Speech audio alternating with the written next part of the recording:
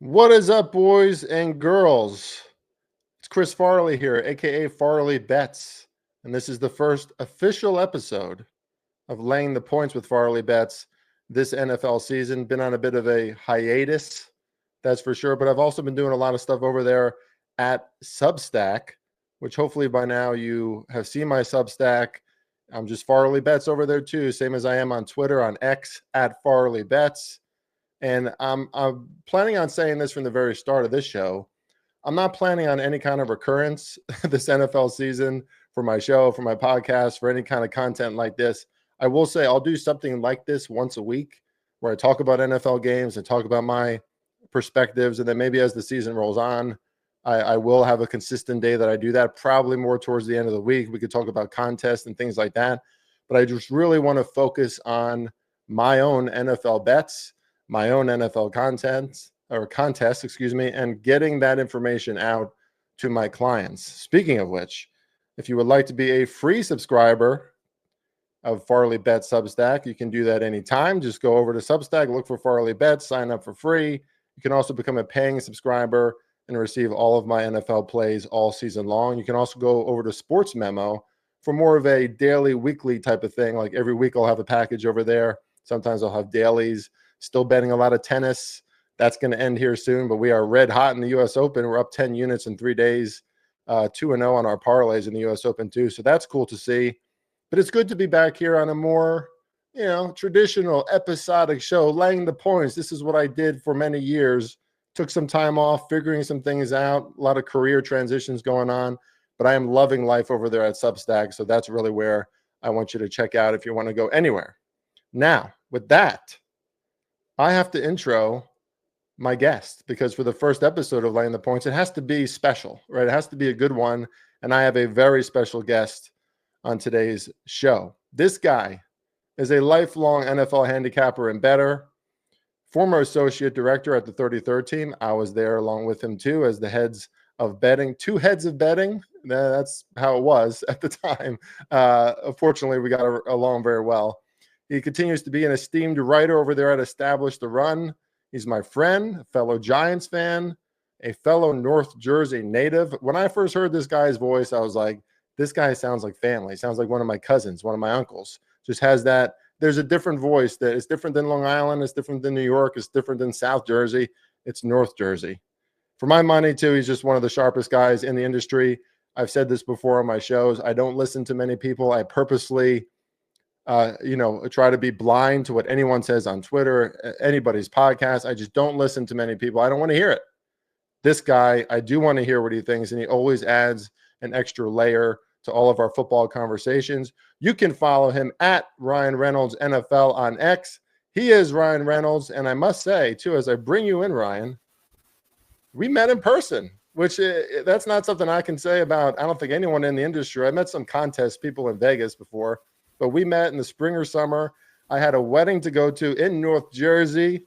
And I'll just set the stage here, Ryan, which if you know Ryan, this is very on par with his persona. I'm in there. I'm in my suit. I take off my jacket. It's a little warm. The whole wedding party's there. Everybody's, just the energy's high. Everybody's in white or light garments. And in comes Ryan. He's got the black hoodie. I believe the hoodie was over your head at the time, Ryan, on your way in. And as I said, this is exactly what I would expect. No frills, just exactly who you are, Ryan. And I respect the hell out of you for it. I also wouldn't have messed with you if I saw you walking into that bar on that particular day with that crowd. How are you, my man? It was great to meet you in person. It's great to be back with you here on the pod. Yeah, man, I'm looking forward to chopping it up today. And you're the first and only person I've met in the industry in person. And the fascinating thing about it was, again, you were basically like loading up to go to a wedding, like with like the group there. So we had like a hard out essentially. And we talked about various subjects nonstop for an hour, like we do this every weekend. And, again, like, as you know, Farley, I don't really give a shit. So me walking in that environment with the hoodie was part, it is who I am. I do dress like Bill Belichick whenever I can, it is a thing. But it's also, it makes the story better, especially because one of the women, when I walked in, just the look of disgust she gave me while I was sitting in there was worth it for me. But yeah, dude, looking forward to talking ball and yeah, man. Yeah, it was one of those places where every stem is long. The champagne glasses are probably $25 each. It was a really nice establishment, and that's why I love that you kept it real, line. I mean, that's what you do, and that's what you're going to do today in this NFL conversation. Which, if I'm going to have anybody on a show with just to partner up with and talk ball and talk about perspectives before the season, I genuinely mean it. It is you, and I know that mostly because too, you know how to talk about football. You're not going to, there are some shows out there. No, I'm not going to throw any shade about any particular names, but we can't get too much in the weeds here. Like betting is about the macro. There's a lot that goes into it for sure, but you guys will not fail to be entertained in this show. This is going to be a great show. We're going to talk about a lot of teams. Of course, we're going to discuss our New York Giants. Got to have a little case study about them because they're a little more interesting than usual, I might say, Ryan. Coming into this season. But let's start off. Let's do a little round robin, and I'm going to start with the Denver Broncos because I understand you and I might have a little bit of a differing opinion here. If anyone follows my stuff, you probably heard it by now from me. I'm pretty high on the Broncos coming into this season, and I'll give my thesis statement, and maybe we can talk more about it after I hear your piece, Ryan. But for me, coach, quarterback, I like it. I like the teacher and the student type of thing. Bo Nix is the kind of kid who's very teachable, trainable. He's going to listen. Sean Payton has the esteem coming from a Super Bowl victory. We know he's a good offensive coordinator. And man, that defense, man, it surprised a lot of people last season. I think it could be another top unit this year. Denver is one of the teams that I've done a deep dive on, so I'm very interested to hear your perspectives. Of course, they are in the very difficult AFC West and the AFC in general. So what are your thoughts on the Broncos heading into the season? Yeah, I mean, going to this show, Denver's the one team I asked. I was like, can we talk about Denver? Because I know we both value coaching at a high regard. I think we put more stock into that than most people do. But for me, just at a baseline level, and I'm someone when Mojo was around, I bet on Bo Nix before he was drafted. I was higher than consensus on him. So I thought he was going to be good. I also think now we're in the territory where he's a little overrated. I think the team itself is very much a team that they overachieved last year. And I think just expecting that they're going to take the next step, I don't think that's a foregone conclusion. But there are two things that give me pause in like betting against them. They do have a very good offensive line, which is a hallmark of Sean Payton teams in New Orleans. They always had a top 10 line. They already have that in. I do like Knicks. But the big one is Sean Payton himself. Like we talk about this all the time, like foundation of an organization. They're not going to be bad. I just think them taking the next step where like maybe they're a 12, 13 win team and Bo Nix is an MVP candidate that a lot of people are talking about. I'm not quite there. I think they could even out a little bit. So I'm not like anti-Denver. I'm just cautious. That said, like their week one home matchup against Tennessee, like that's a terrible spot for Cam Ward in his rookie debut. So I could see them getting off to a fast start. Oh yeah, couldn't be a more difficult start, right? I mean, you have the Denver intangible anyway, right, up at elevation against the top-ranked defense, and Sean Payton's going to have a lot in the old arsenal to throw at them. I'm trying to bring up my specific Denver analysis over here on my side, but I want to make something clear here too. I mean, it sounds like we don't differ as much as I thought, just because I too don't think. I mean, I don't think this team is necessarily going to the Super Bowl. I did put down a sprinkle dinkle, Ryan, on them winning the Super Bowl because the value I believe is plus 2,800 when I did it. They have the core ingredients of a team that I think could do it. Especially if you get one Lamar Jackson injury, maybe another injury or something else bringing down the KC offensive line, like the rookie that came in. He looks very good. Maybe he gets injured or something. All of a sudden, this is a wide open AFC. And they, starts with defense, but the coach and quarterback intangible is huge for me. So it's possible. I don't expect it though. I think this is going to be a 10-7, maybe 11-6 type of team. And I think they can make a dent in the playoff.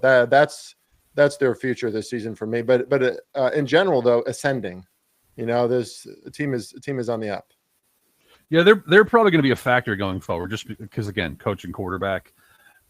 Peyton compared Nix to Breeze, and while I think that's a little lofty, there are some similarities. He's just not as accurate of a passer. But yeah, man, I'm good with that. 10, 11 wins, I think, is fine. I'd probably be more in like the 8 to 11, where 11 is the absolute ceiling, but like 8 to 10 would be the range that I'm at for them. Like it. Okay, let's move on to another. They're all interesting, but I tried to get some of the ones that are more compelling to me on here. The Colts. Let's just start with this, Ryan. We lived through the Daniel Jones experience. And a few weeks ago, even before many thought, I remember getting some flack on Twitter saying that it looks like Daniel Jones is going to be the guy. And this guy's like, oh, where did you hear that? I didn't see that. I thought it was kind of obvious just because they're, fading away from Anthony Richardson. And Daniel Jones he's still been a starter in this league, right? I think he's the type of guy that Shane Steichen thinks he can turn into somebody much better than what he's shown. But my biggest thing, Ryan, and I don't hate the Colts, right? That top 10 offensive line, most likely, a defense there's room to believe they can grow with some of the additions that they made. But I've seen Daniel Jones and his pocket presence or lack thereof, Ryan, and that it's a better run blocking offensive line from what I'm seeing, and they better shore that up. Like he also doesn't have the greatest weaponry in the NFL, right? I mean, it's gotten better too. Michael Pittman is still there, a freak tight end now that they have, but to believe that the Colts are going to just like rise up and become a legitimate team, I still don't see it, and I'm starting to feel bad for Shane Steichen, who, I mean, he's part of the decision making too to bring guys over, but I don't think Daniel Jones is the guy, and I think they're going to suffer because of it. That's my take. What do you think about the Colts? Yeah, very much aligned. You said like futures bets that you like, and the first one I have on my list here is I wrote for a magazine this offseason, so I bet on the Colts under 7.5 wins when it was minus 110, a while ago, because what's the absolute ceiling of this team? And to backtrack a little bit on that is like people talk about the 1 year that Daniel Jones took the Giants to the playoffs and they won 9 games, where reality was they won 5 games or so by the skin of their teeth. I believe you went to the game live where they beat Baltimore, where that was definitely a balls bouncing off dudes' helmets, like type of affair. I like Shane. He's in a tough spot. Like I like him as a coach, and I actually think Daniel Jones is a good system fit for him, as well as Daniel Jones can be a good system fit for anyone. But imagine you're on the hot seat and you have to turn to Daniel Jones. Like I wouldn't be. He's probably not sleeping a wink. I think their defense is scrappy. I think that's more of an overachieving unit than one that's gonna like ascend to a top 5 group. The strength of their team still is their offensive line. But that new center, new right guard, their left tackle, left guard combo is probably one of the better ones in the game. Yeah. That's the strength of their team. But like you said too, like Daniel Jones' lack of pocket presence, like it's not like the Colts are loaded. Like it's kind of a parallel situation to the Giants roster for him. So if Indianapolis' defense performs at a top 10 level, which I think would be a stretch. He can be a game manager, but yeah, I too have zero enthusiasm for the Colts, and that seems like a reset across the board for them this offseason. Yeah, agreed. It's like Brian Daboll is like, more fortunate in a situation where he gets rid of the Daniel Jones problem, and now someone like Shane Steichen, who I think is just as qualified and just as bright of an offensive and quarterback mind, now he gets Daniel Jones. The situationally, I like Daboll's situation better than Jones as far as the prospects of remaining with the franchise. And, it's something I say all the time too. I've seen guys in the military who thrive under pressure. They thrive under chaos. Like, guys who wanted to get as close as they could to an, bomb or missile going off when we had to expend those munitions out there in the yard, like a little too close, like relax, it's not that exciting, bro.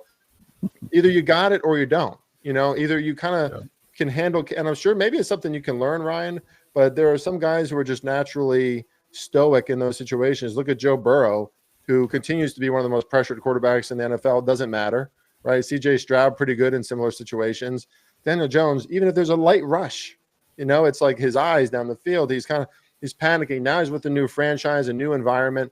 I just don't love it. Actually, low key, which is one of my positions that I give out for clients. I'm not going to say on the show what the actual position was, but I like the Dolphins more than the Colts in week 1. And that's just because it's Daniel Jones' first start. There's pressure on him now. And I don't think that they can match the score. If Miami is a semblance of what they used to be at all, I don't know if the Colts can match that. So that's just going to keep happening all season from where I sit. But All right, let's move on to the next team. I'm going to let you start this one off, so I don't, keep blabbering about every team before you give your take. The Arizona Cardinals. I think they're a very interesting team. Ryan, what do you got on this NFC West program heading into the season? You know what's funny about this dude is that I don't know any of the teams you're going to bring up, and I was like, you know what? Exactly. He's the sort of guy who's going to bring up the Cardinals. Like he's exactly the sort of dude. Like they're in a weird spot because I actually think they have a pretty good coaching staff. I've always liked Kyler Murray, although he's kind of stagnated a little bit. But like, a couple years ago, through the first half of a season, he was the front runner in the MVP race. So like he has a massive ceiling. They start in New Orleans, so like New Orleans is probably going to win 2 games. New Orleans is as close to a free win as there is this year.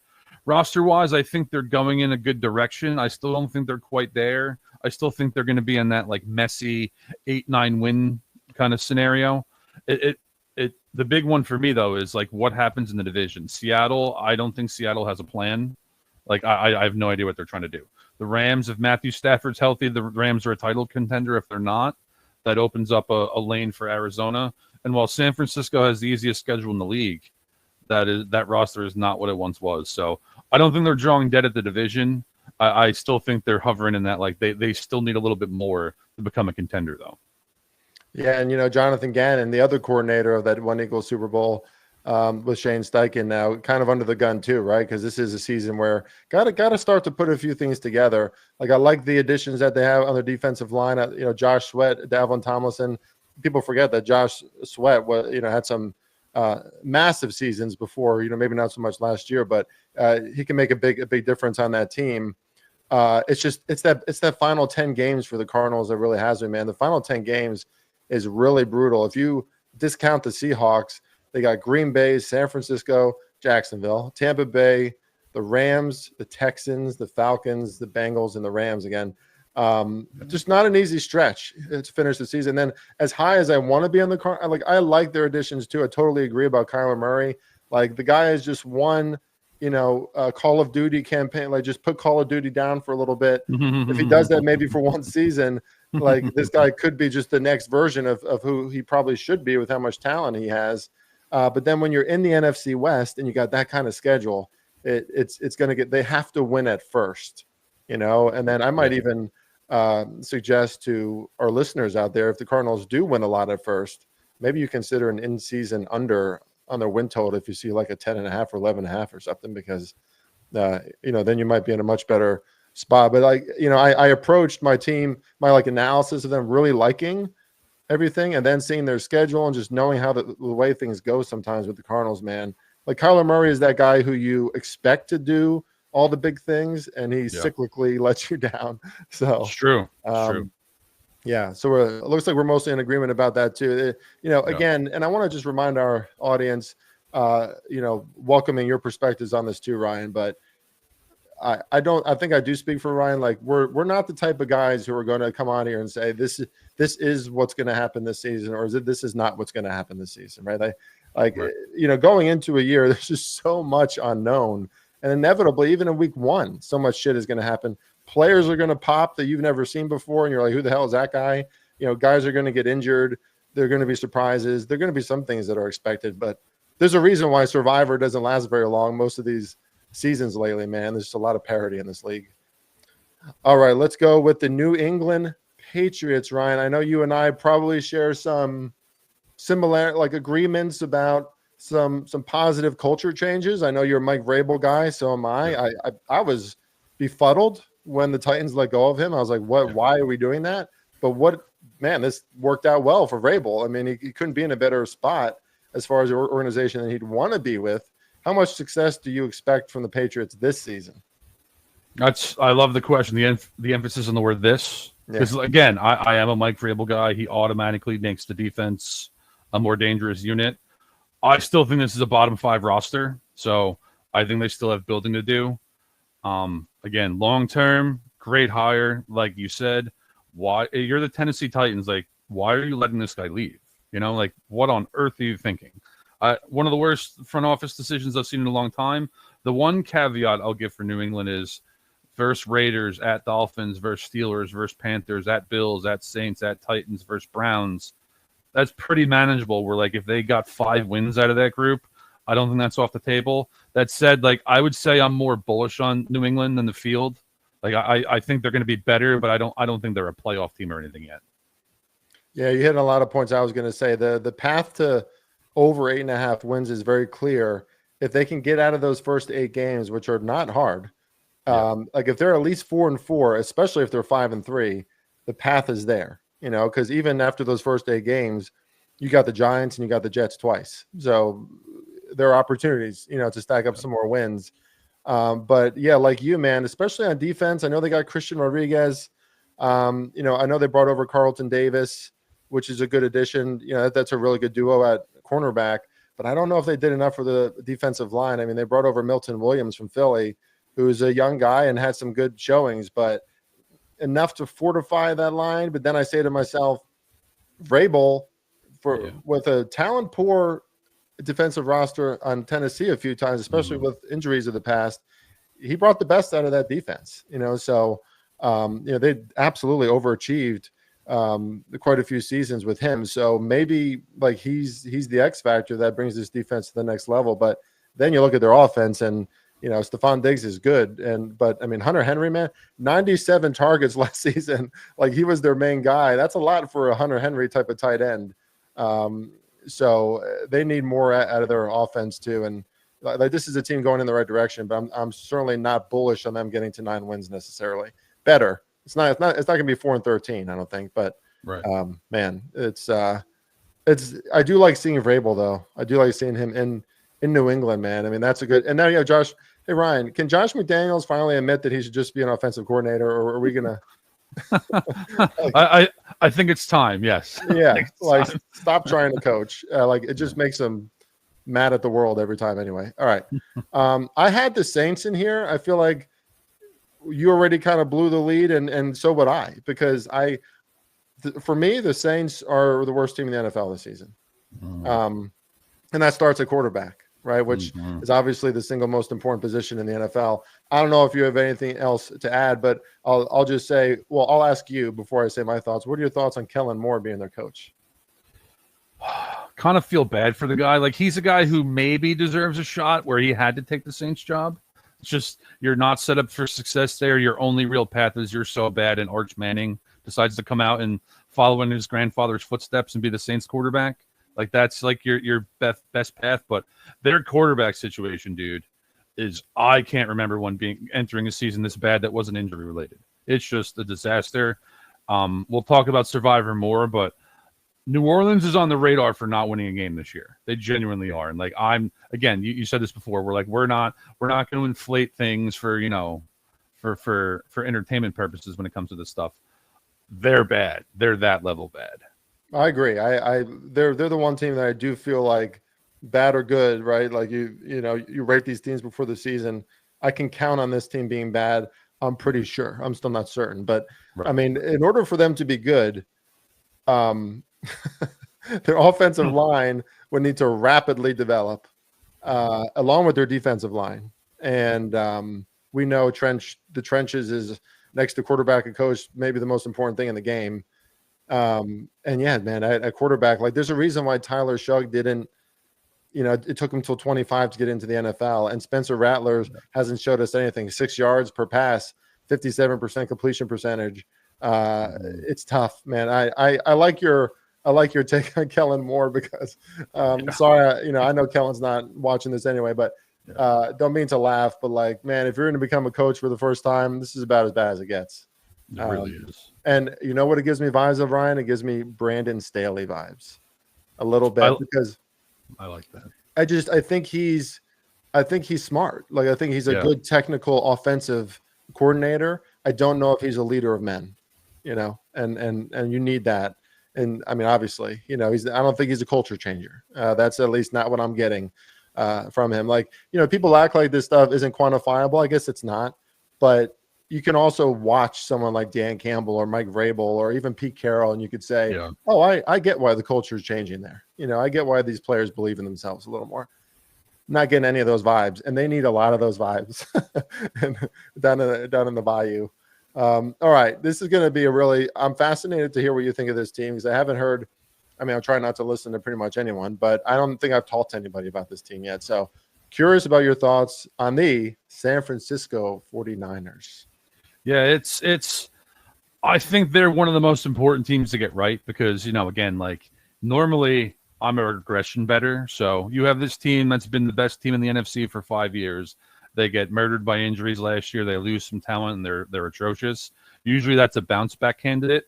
I don't think that's a guarantee with the one caveat that their schedule is so soft that alone could end up being a team that wins 12 games because of their schedule and then loses in the first round of the playoffs. But, I don't think they are what they were. And they still have, their offensive line has a Trent Williams injury away from being terrible. Kyle Shanahan's one of the few guys who can coach around that successfully. But that's where I'm at. It's any enthusiasm I have for the 49ers is entirely schedule related.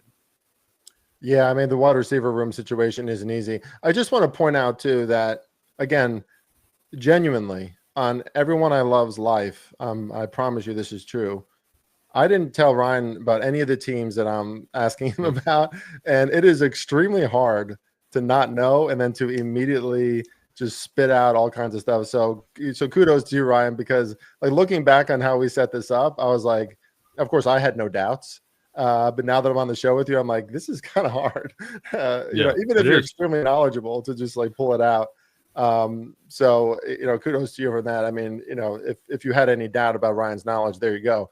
But yeah, last season too, just to follow up on some of your thoughts, like if I had a nickel for every analyst who said that the 49ers were going to go under in their win total, I mean, I'd be pretty wealthy, I think. Like they everyone kind of saw it coming just because of the schedule alone. The schedule was brutal, the travel spots brutal, and then they got all the injuries on top of it. I just think that now that no one's thinking about San Francisco, especially, and they're coming into the season and the schedule set up, I believe they face the NFC South this season, but just they have a really good setup. To count on 49, there's a reason why it's juiced to the over. I believe 10.5. It might be 11.5 based on their schedule. I don't have that in front of me, but that wouldn't surprise me at all. If they got to this, I don't think they're going to the Super Bowl this time, but a deep playoff run would not surprise me. Dallas Cowboys, Ryan. I'll just start off by saying this: I'm higher than most people on the Cowboys, and Lord knows I don't want to be. I'm not a Cowboy supporter. But Dak Prescott's pretty good. Like I don't think he's top 5 necessarily, but he's pretty good. I mean, he was an MVP candidate in the past for a reason. And I happen to love George Pickens on this team. I mean, I think CeeDee Lamb is one of the most, he's still underrated in my opinion, because people talk about Justin Jefferson, obviously. Now Malik Neighbors is coming onto the scene. Jamar Chase. CeeDee Lamb just always gets open, Ryan. I mean, he catches balls, he gets open, unreal speed, athleticism. And now you got George Pickens, who I also think is underrated. I think on the right team, not with Russell Wilson as your quarterback and, a Steelers offense that doesn't know what it's doing. I think this is an air attack that could really, they could just have a great passing attack and they could just win games because of that, because I don't know how much else they're doing. Micah Parsons, we'll see with that whole situation. But I'm higher on the Cowboys than usual, and I wouldn't be surprised if they were second in the NFC East. Ryan, I wouldn't be surprised if they were first. And that's not me, beating up the Eagles, because the Eagles deserve to be the favorite. The Eagles will probably still be back in it, but it wouldn't surprise me. What are your thoughts on the Cowboys? Yeah, to real quick hit on, that you didn't tell me any of these teams. You got me with Arizona. You got me. I said, when I was coming into this, I was like, he's going to ask me about the Cardinals, and I just have a lukewarm take on the Cardinals. Yeah. I thought you'd ask me about Dallas too, just because I've known you for as long as I have, and I agree. I'm glad you did, because they're fascinating. I don't know. I don't understand their head coaching hire. That'll say that blew me away. I don't know what's going on there. Their offensive line is a fascinating solve too, because Zach Martin retired. But the one thing I'll say about this organization is, for 10, 15 years now, when I've thought their offensive line was going to take a dip, they've figured it out. So I'm not worried about that. I'm 100% with you on Dak Prescott. I know you're not a fantasy guy. I don't really like fantasy either. I play it just because I make money in every year, and that's ultimately, what my interest is here. I'm taking Dak Prescott on purpose in fantasy drafts. You can get him at a good value. I think George Pickens, maybe he's a head case. Most of these wide receivers seem to be. I think we'd both agree neither of us are wide receiver guys. But he's a plus athlete. He's a very good number 2 for a premium, alongside a premium 1 like CeeDee Lamb. And I think it helps Dak. They have a terrible running back room. So I think right now he's second in markets to lead the league in passing yards. But I really think that's him, Burrow, and Mahomes. Like I think it's going to be one of those 3. Defensively, my only thing is the Micah Parsons situation seems like that does not seem like an act. A lot of times these guys operate, from a point of leverage with these things. But I think there's actual bad blood there. That said, Chris, I just wrote a Survivor piece yesterday, and I view Dallas as a team that you probably have to play. So I view them as a quasi playoff team as well. Love it. Love it. One thing I like about Ryan, always liked about you, Ryan, is you just have a way to, you have a way to put things in a very short, one phrase that kind of describes it well. And you don't think it's an act with Micah Parsons. It's a great way to put it. And if you look at, there are advanced metrics done on Micah Parsons in the lineup versus Micah Parsons out of their lineup, and their defense drastically changes in performance, obviously to the negative when he's not in. I believe they still got plenty of sacks last year, but they got some young guys that are working, but they need Micah, but I agree with you about that offense though. And Dak, don't forget about Tampa too. You mentioned a few teams there, Baker's deal. Sure. I don't have Tampa on this list, but I would put the Bucs wide receiver room against almost any wide receiver room for the last 10 years. I mean, that is a very, very good group. And I think Baker could lead. That's one of my prop bets that I have in is Baker leading the NFL in passing yards. We'll see if that got a pretty good price on that, Ryan. He would have been 4th for me, so I'm on board with that, pal. Yeah. Okay, another team that's not going to surprise you that I'm bringing up because we love Joe Burrow. Ryan and I are Burrow guys. Watching quarterback this on Netflix this past month, even more of a Burrow guy now, just because he's kind of a dork, which I love about him. And I already kind of suspected that, but to kind of see it in his personal life is cool. Like kind of a mama's boy, just kind of a sweetheart. But ice cold quarterback. Everybody's anticipating that this is going to be the team you're going to want to bet overs on. And if there's any indication from the preseason, I know we don't want to take too much from the preseason, but I have real concerns about that defense, Ryan. I like that they brought in Hendrickson. They figured that out. That's a done deal, but I think there's a lot of work to be done on this defense. I hope the best for Cincy always. I think they're just always a Super Bowl threat because that's how fucking good Joe Burrow is. Yeah. But I'll leave it at that. What are your thoughts on Cincinnati? No, same page. Again, we've known each other for years now. I was confident that whenever we talk about football, we're going to have to talk about Joe Burrow. Yeah, I was confident you bring them up. And I'm largely on the same page. That defense looks like the worst defense in football on paper, and it has for years. That is not a very talented group, and their offensive line's dicey again. Chase Brown had a really good year, but he's not a great player. This is really genuinely, it's a bit like Andrew Luck with the Colts, but you get Chase and Higgins with them. Joe Burrow's just such a good player that they could win 11 games just, because of him.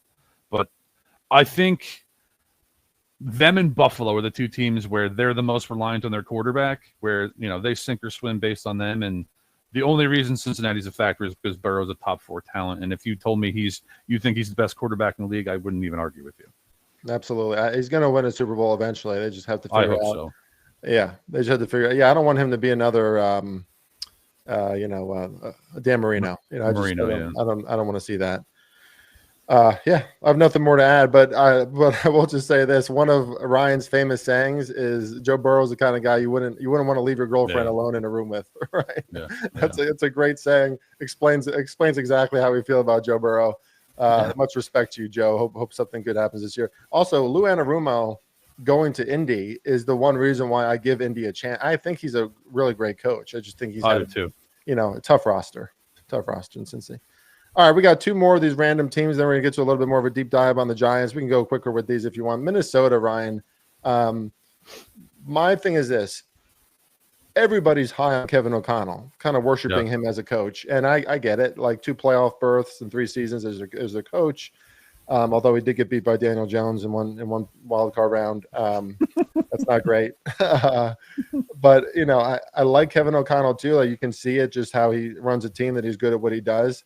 But man, JJ McCarthy better be everything he thinks, because they went 13-4, 14-3 last season with Sam Darnold, and it looked pretty damn good. I think they're still going to be very competitive, but I'm not necessarily high on the Vikings. What say you? I love that Minnesota is probably my favorite team to talk about this year, because they check so many boxes.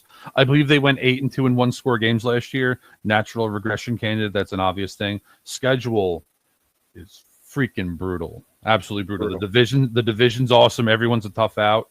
That said, on the flip side of things, they got better with their roster. They added 2 Colts offensive linemen to their interior line. They got better at defensive line. Their roster's actually better. They actually improved. And like you said, I like O'Connell too. Brian Flores, I think him and Vic Fangio are the 2 best defensive coordinators in the league. Let's throw Steve Spagnuolo in there too. Those are the 3 best defensive coordinators in the league. So I'm a big believer in that. And O'Connell, not only did he get borderline MVP play out of Sam Darnold last year, Nick Mullins, who's terrible, threw for 400 yards a couple times with O'Connell. So I actually am not a big J.J. McCarthy guy in his own. He just landed in a perfect landing spot. So that's my only real interest in him. That said, here's how I see it. Their win total is 8.5. I think the floor is 8 wins. Even if they regress 5 wins, like say they come back down, they lose, they go, 3-5 in one-score games. I still think if you're betting they're over, you're going to miss small, but I think they're going to be stuck in that 8-9 win range. Real quick, what do you think on week 1 against Chicago? Oh, that's such a tough game, man. That's a tough game. I'm going to lean Bears, but that is a tough game. But I'll lean. I know. I want to take the Vikings there, but I can't do it. I hear you. Can't do it. Yeah.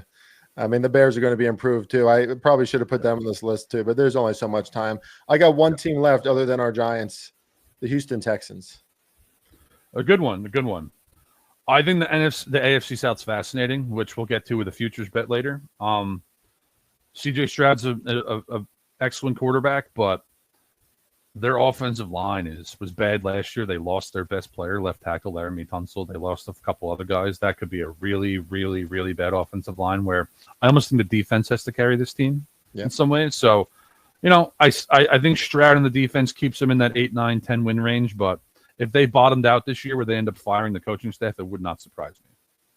Yeah, Houston's a team I barely even talk about because I really don't. Yeah. I mean, I think that CJ will do enough to keep them in games, and I think they'll win games because of CJ and that defense. But like you, man, serious concerns about that offensive line. I mean, you can't have your quarterback be the most pressured guy in the NFL last season, and then there's really no upgrades or developmental upgrades at best. So it's a concern. Now, thankfully they're in the AFC South, but it's it ain't going to come easy. That's for sure. Okay. The New York Giants, for the Giants fans there, or maybe Giants apologists out there, maybe they're sick of seeing the Eagles win. They certainly hate the Cowboys. We could have talked about Washington too, which is a very exciting team. But Ryan and I are Giants fans, for better or for worse. Yeah.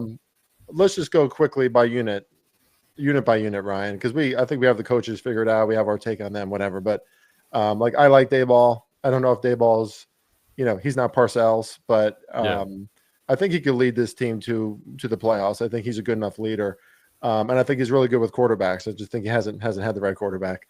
But quarterback room, I said this to Steffi Smalls on her show, which I had a chance. She's also a Giants fan, great personality in the industry.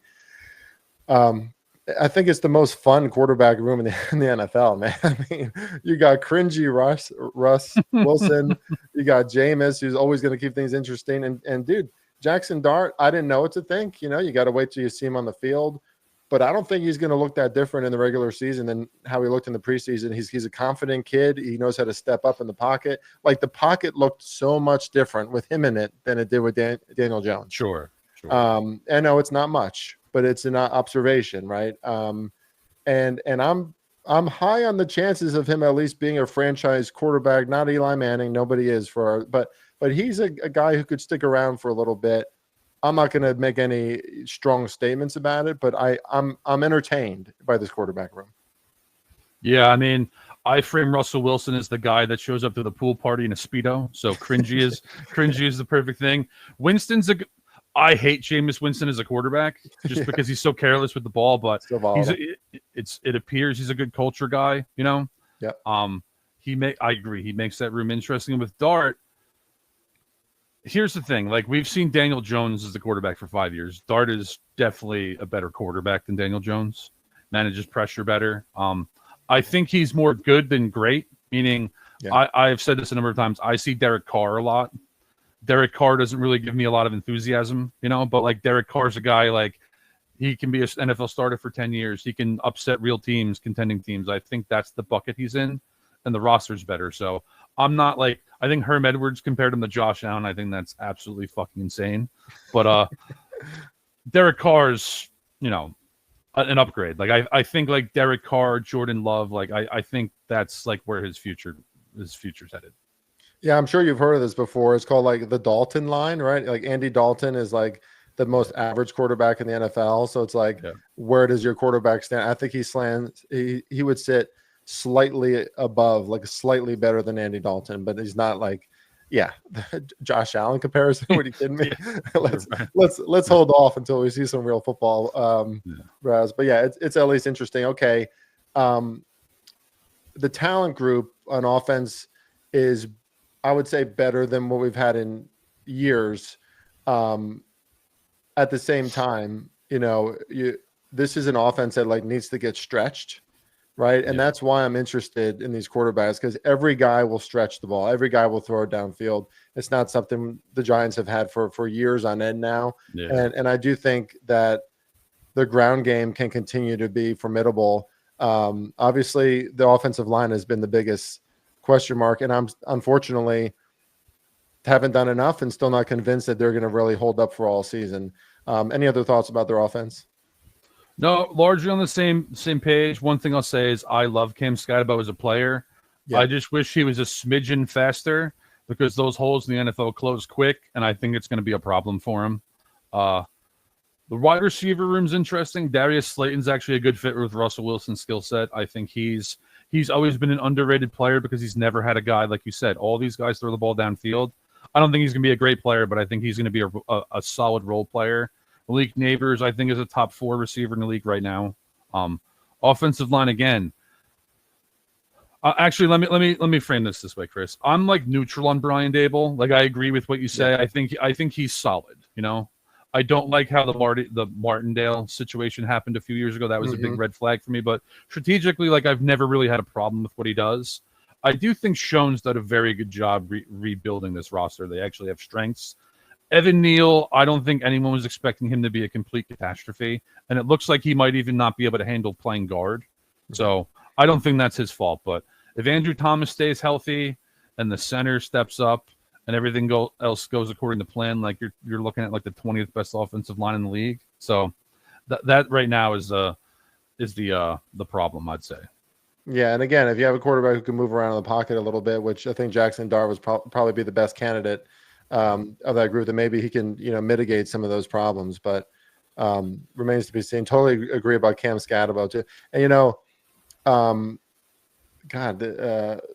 whatever. Who's the wide receiver you mentioned? I'm talking Giants, and I see this is what happens before the season. That's right. Slayton or Neighbors? Yeah. Slayton is very he's God, you know, Ryan, this happens to me once on every show before the season. It's true. Names go away. He's very Tyler Lockett. That's what he is. Which I, you know, just is like good route running, slender, can you know, do those similar catches. So I do like him with Russ. I like the comparison that you made, that he could work well with Russ. How soon do you think we're going to see Jackson Dart? Let me dig up the schedule, because I actually have a plan. I think I think it's either at New Orleans in week 5, and the only reason for that is if they start slow now, since everyone's going crazy over this dude, the fans are going to be absolutely relentless about playing Dart. So I think that's on the table now. But I think the original plan was either at New England in week 17 on Monday Night Football, or their week 14 bye. I think was the original plan, and I hope that's what they stick to, because as we know, dude, the first 12 games are absolutely brutal for the Giants. Oh, you know, some people think various things about Warren Sharp. He releases his schedule of the schedule rating every season, Giants are the hardest, and I can't disagree with that. I mean, it's a terribly difficult schedule. I think we see Jackson Dart fairly quickly. Because the one thing about Russ is just that there's an explosiveness to Russ that you see his workout videos. People love to share those. It's not the same, and was really his X factor. When you watched him on the Seahawks, he was always outside of the pocket, always extended plays. Yeah, really can't do it anymore. And I think that's going to be a huge problem with that offensive line. Okay, just want to ask you about the defense quickly, and I want to focus in on our defensive line. Is it the best in the NFL? And can this be a top 15 defense at least this season? You're going to like this because it's going to sound a little hot takey. I do think they have the best pass rush in football. I do. And I do think they have top 10-ish secondary on the table. So I think the Giants can be a top 10 defense, and they should be a top 10 defense. And I think in a best case scenario, I think they can sniff the top 5. Like I do think here's I don't know if you're going here with this, but if the Giants had the 49ers schedule, I think they could make the playoffs. It's just the schedule that I can't find like more than 6-7 wins. I like that. I think the defense legitimately is not drawing dead at the best defense in football from a talent perspective. Yeah, but you know what I hate about the Giants defense right now is that they're still sitting 3-4. That's not a Giants defense to me. I want a 4-man front. I want 2 ends, 2 defensive ends, or maybe like a Lawrence Taylor kind of creeping in, linebacker, a defensive end. So I just hope they maximize this pass rush. You got a guy like Kayvon Thibodeau now as a linebacker, ish. I think that's a good move, right? Because he could benefit more. He's long, things like that. But I just don't like a 3-4 base for the Giants. It just doesn't make sense to me, Ryan. But that being said, I really like your take on the secondary too. Bringing over Javon Holland, whatever. This is a group that can at least keep the Giants in game. Like teams shouldn't be able to pull away, if nothing else, because of their pass rush. And then they actually have some talent in the back end now, which is like freakish for a Giants roster at this point. Like we almost never had that, even Giants Super Bowl teams, it was questionable how good those secondaries were. Okay, finally, just 2 more questions about the Giants, Ryan. Do they have a shot against Washington week 1? And are the Giants a team that you would consider? Now they have a very difficult schedule, but like, do you circle any spots for the Giants to win a game in Survivor this season? Ooh, interesting. First of all, I think that week 1 game at Washington's a coin flip game. I do too. I think it's very, I think it's a coin flip game. Yeah. Like for Survivor, like I'm not playing Washington in any lineup that I have. Agreed. Especially because like that pass rush has speed, and while Jaden Daniels, I think he's the real deal and all that. I could see Washington taking a step back. They overachieved last year too. Giants have a good roster, and they played them. They should have beat them the first time they played them. They played them tough twice, so definitely with you there. Who could they beat? Like upsetting someone? I don't think they're going to upset Philly. I do think if they're 1-1 or 0-2 week 3 against Kansas City, like I don't think they're drawing dead in that game. I don't. I got them week 5 at the Saints is something I'm looking at. That's about it. Sure. Oh, for Survivor, that's the only playable game they have in Survivor. Yeah. See, so for anyone who's listened to Ryan and I in the past, if you're fans of ours, listen to the Giants. This is probably the most optimistic we've ever sounded, and it's not going to be a great year, but it could be a good year, and that would be, or at least an entertaining year, and that would be a huge improvement from seasons past. Okay, we're going on about almost 50 minutes here, so we'll wrap up with some just more like perspectives, Ryan, about other things other than teams. Let's start with Survivor. I love playing Survivor, but I haven't won on a big level in a long time, and I really need to. I consider myself a Survivor expert. Haven't won in 3 years, so I think there's a lot of parity in this NFL, like more than seasons past, where you enter week 1 and suddenly like your perspectives have radically changed. Like I have a board where I don't know if, forget it. I don't know if I can turn my camera, but I have every week listed for every team that I'm anticipating. But after week 1, I'm thinking I'm going to have to stand in front of that list and like drastically change quite a few things. As a Survivor specialist, what would you recommend, or what kind of advice would you give to those who are trying to win the big ones this season? I love that. Like, I think you should have a long-term plan. Like, you should have a plan of when can I play Kansas City? When can I play Buffalo? When can I play Baltimore? Like, Kansas City and Baltimore have much tougher schedules than Buffalo. So Buffalo's has a lot of versatility, but like those are the queens on the chessboard. Like you want to plan your insertion points or your potential insertion points for them. For most of the rest of the league, like you're going to have to pivot, you know? It's good to have a plan, and we're going to learn more about these teams every week. You know, like last year, for instance, going into the year, the Minnesota Vikings were not a team that any of us viewed as, oh, we have to play them in Survivor, but they won 14 games. So things are going to change. My advice would be, I don't play games early. I play a lot of volume, so I play games early with some rosters. But if I was playing one roster, I'm playing stable teams early in the year because half of the entries get booted in the first 4 weeks virtually every year. So that's the one big macro take I'd give you. Stability early. I try to hold Kansas City specifically until late in the year. You know, or Baltimore's a team. Schedule-wise, you can't do it this year with Baltimore, but I try to play them early because if Lamar Jackson suffers a lower half injury, he's going to be a different player. So I want to usually get them out at their peak, but the schedule doesn't really afford that this year. I'll say this. If you have to play Thanksgiving and Black Friday as a extra week, you have to probably save either the Chiefs, Ravens, or Eagles. It's really tough. And those aren't easy games. Chiefs are at Cowboys, Ravens host the Bengals, and Eagles are at home against the Bears. So there's nothing easy about the Thanksgiving slate. And I know for Circa, which I have 3 entries in that this season, that's going to kill a lot of people, man. Like that's going to be a really, really tough week. You know, I would throw the Lions in there, but we've seen the Packers beat the Lions in Thanksgiving 2 years ago, and I just don't trust it. You know, Jordan Love on turf looks pretty good. So you're going to have to save some of those elites at least for that week if that's in your future, if you're in a Survivor that includes Thanksgiving games.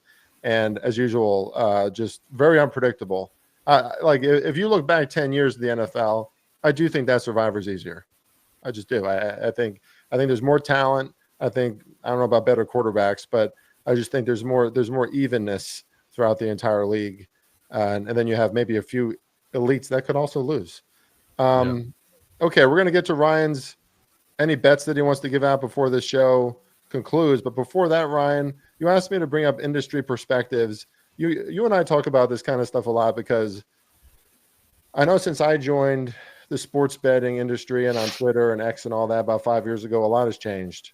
And it's certainly tough. Like if you're a newbie to sports betting and you want to maybe break into this industry or just take in insight from others, you'd be probably pretty hard pressed to sift through the saturation and everything that's going on, which happens, you know, and there's billions and billions of dollars being poured into this industry. So it makes sense, but it's hard to find good quality content. Again, that's a nod to you. Check out Ryan at Establish the Run and follow him on Twitter. One of the few guys who I would even consider listening to his insight. Ryan, what are your thoughts on the industry today?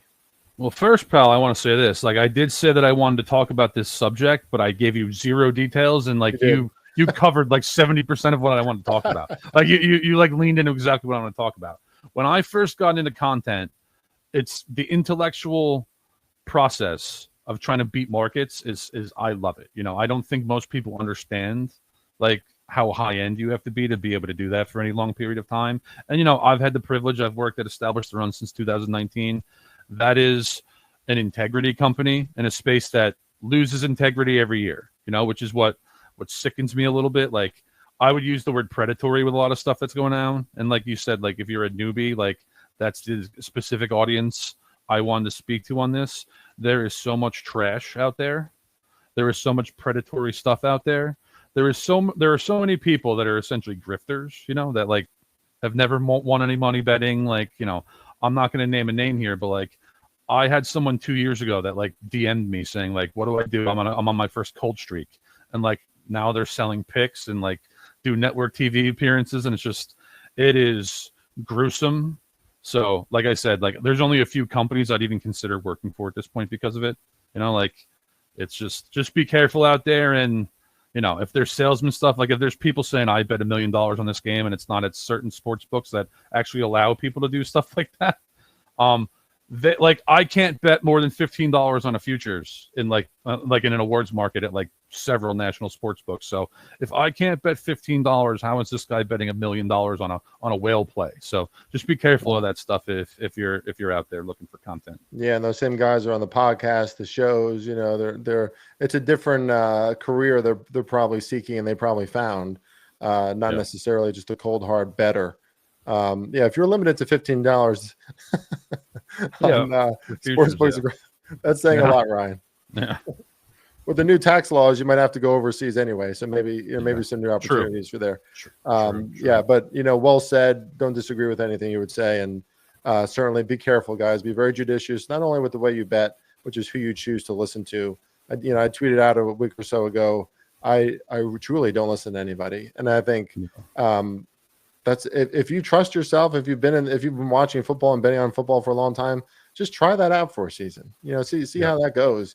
You might be surprised how less over analysis is conducted in your own brain. It can lead to more wins. Okay, we're wrapping this up. He is at Ryan Reynolds NFL on X. Follow him at Establish the Run as well. Always great insights over there. And I'm Farley Betts. You know where to find me. You can find me every week on this show, laying the points with Farley Betts, although I'm not going to promise when I'm going to do it. Like I said, you could just expect an episode at a certain point. Follow me on Substack or become a subscriber on Substack as well. Ryan, season bets, future bets, week one bets, props, anything you'd like to give out as we conclude this show?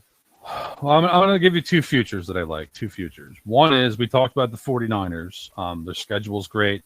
2 years ago, Brock Purdy was in the MVP hunt, deep on Christmas weekend, I think it was, when he laid an egg against the Ravens in front of a national audience. But he's produced at an MVP caliber level. The 49ers have a very clear path to winning 12-ish games, being the potential top seed in the NFC, which is a silent requirement in this race. It's a team success race just as much, if not more, than a productivity race. Brock Purdy at 30-1 in the MVP race is a pretty good bet. And then I'm going to give you another one, which is outside the box.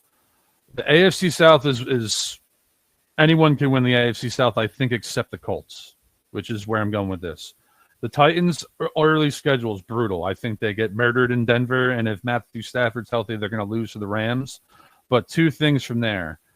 If they're feisty in those games, Cam Ward, Rookie of the Year's price goes down. Brian Callahan becomes like a 50-1 Coach of the Year candidate. I think the Titans have a good enough roster to compete long-term in the AFC South. So that's something coming in a week 3 that I'll be looking at. Maybe mention it on Twitter. Definitely cover it and Establish the Run.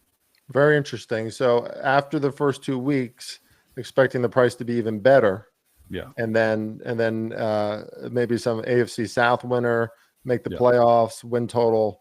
I like it, Ryan. Very interesting. I have about 9 teams left on my deep dive for my team previews, which also is why I probably couldn't echo Darius Slayton, because my own Giants, I don't have any bias in these team previews. I haven't done my deep dive yet. The next week that's happening. But Tennessee, I haven't done it yet. But I do like their roster just in a brief glimpse more than most. I just, obviously the Denver spot is something I've been looking at in week 1 for Denver. A very interesting take there. The FC South, man. I also would want to talk to you about the Jaguars, but I honestly don't have much to say. I don't know. I don't know anything about the Jaguars. There's so much new there. We have to see how that goes. But in case you can't tell, I want to talk to Ryan forever about the NFL, but we can't do that. We're going on an hour here. Please follow him at Ryan Reynolds NFL on X. You can check me out every week here on some sort of show. Follow me on Substack. Good luck this season, everybody. And again, if you're going to listen to any insight, make it these two guys, these two crazy North Jersey boys who somehow still root for the Giants. I'll see you soon, Ryan. See you later, everybody. There you go.